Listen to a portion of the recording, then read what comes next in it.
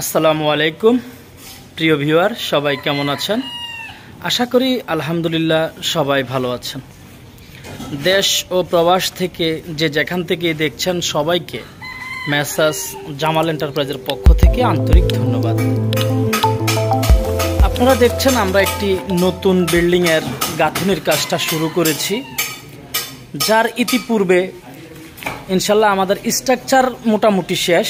এটি দুইতলা ফাউন্ডেশন দিয়ে একতলা কমপ্লিট হবে এমন একটি কাজ। এই বিল্ডিংয়ের টোটাল আয়তনটা হচ্ছে 1800 স্কোয়ার ফিট। 1800 স্কোয়ার ফিটের এই বাড়িতে কি কি আছে আমি আপনাদেরকে আজকে সেগুলোই দেখানোর চেষ্টা করব, এবং কয়টি রুম, কয়টি টয়লেট এবং কি আছে না আছে সব কিছু আপনারা বুঝতে পারবেন। তো এবং এটা আনুমানিক খরচ কত যেতে পারে সেই সম্পর্কে কিছু ধারণা দেওয়ার চেষ্টা করব।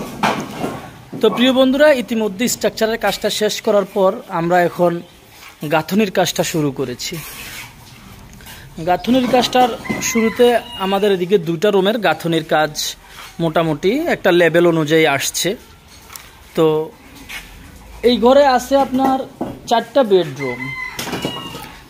বেডরুম, একটা বিশাল ড্রয়িং এবং ডাইনিং এবং 2টি বারান্দা এবং সামনে খুবই সুন্দর একটি ফোর্সের ডিজাইন। তো এবং 3টি টয়লেট এবং একটি সিঁড়ি।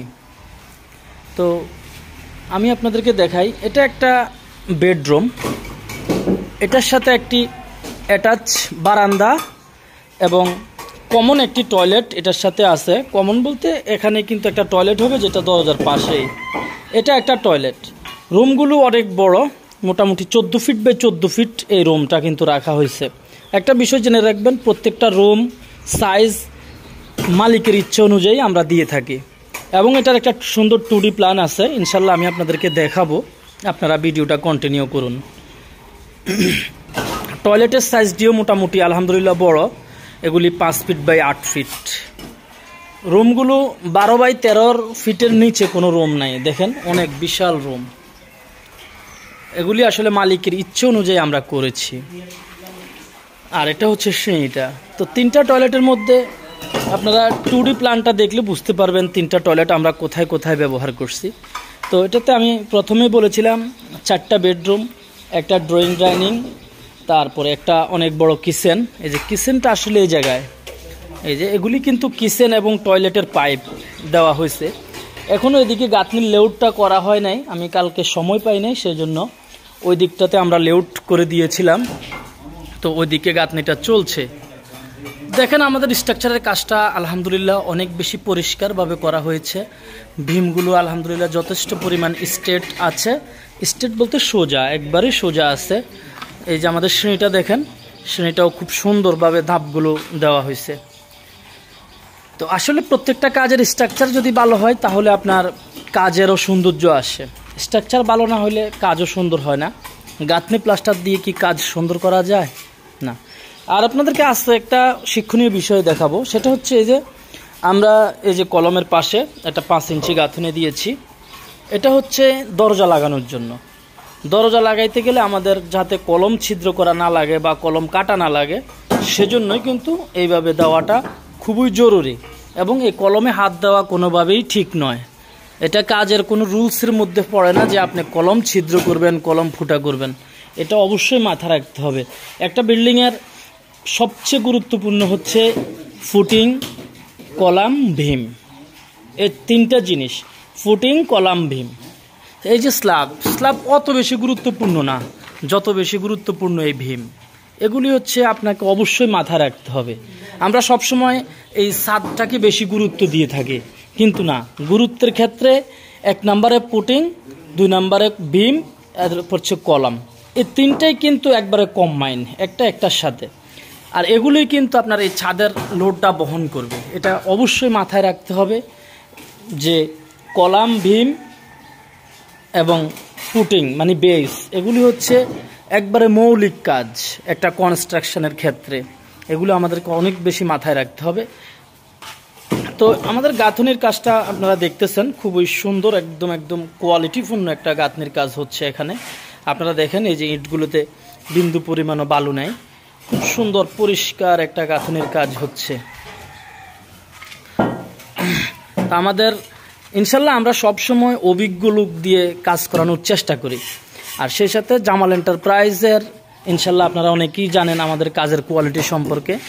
আর ইতিমধ্যে যারা আমার এই ভিডিওটি ফেসবুক থেকে দেখছেন অবশ্যই ফলো করে দিবেন, আর যারা ইউটিউব থেকে দেখছেন অবশ্যই চ্যানেলটি সাবস্ক্রাইব করে দিবেন নতুন নতুন ভিডিওগুলো উপভোগ করার জন্য।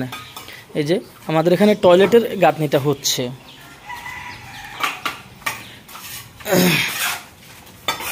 এই যে টয়লেটের গাঁথনিটা হচ্ছে খুবই সুন্দর করে কিন্তু গাঁথনিটা আমরা করতেছি, যেটা আপনারা দেখতেছেন। তো এই 1800 স্কোয়ার ফিটের এই ঘরটা যদি আমরা 100% রেডি করতে যাই আমাদের কমপক্ষে 35 থেকে 36 লক্ষ টাকার মতো খরচ হবে।